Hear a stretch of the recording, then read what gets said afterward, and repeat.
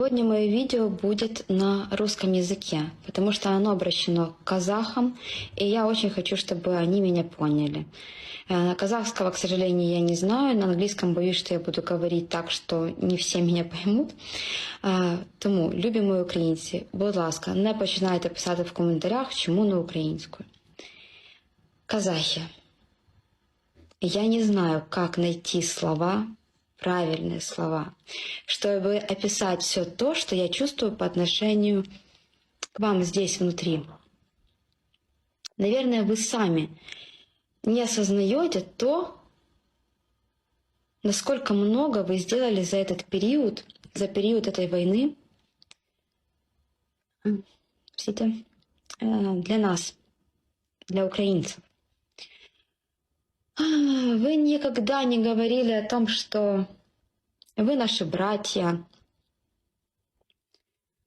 Но то, как вы себя повели в этой ситуации, то, как вы относитесь к нашему горю,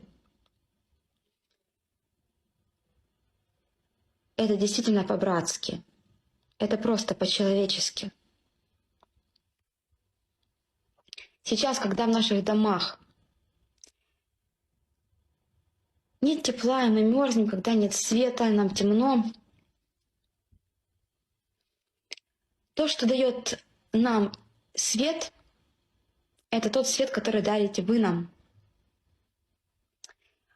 И тепло, извините, сам расши чуть-чуть, извините, которые мужская дарят ваши сила. сердца.